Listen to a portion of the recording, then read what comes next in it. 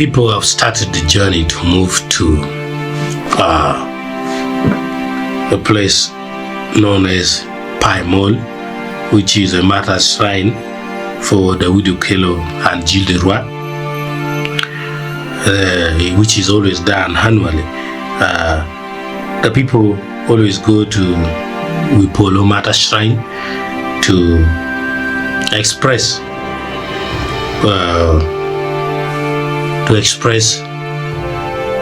their deepest commitment of faith to the commemoration of the Wipolo and Gilderoi, and they have already started, and we got some clips for you.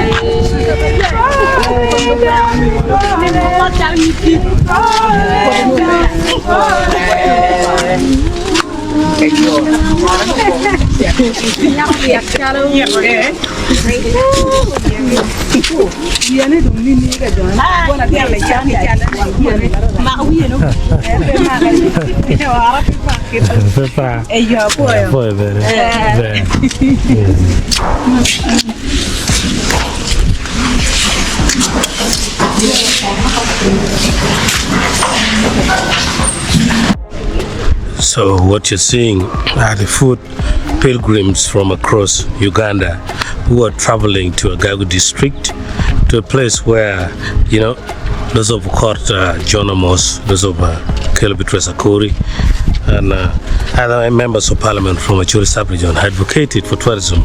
That is Paimol Martyrs Shrine, where the Wipolo and Gilderoi were murdered, or martyred, and they're being commemorated as one of the martyrs in Acholi.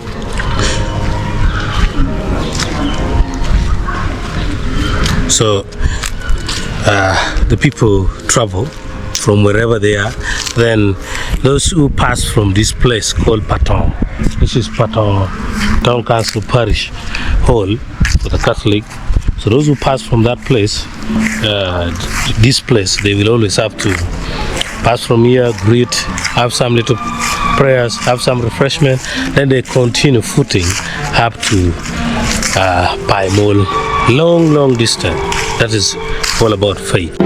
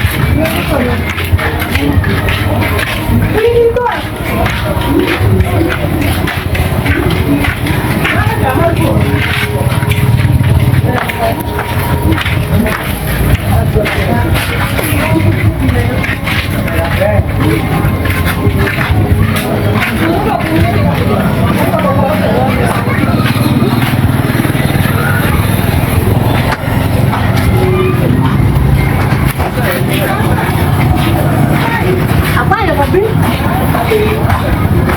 Ini dia lah.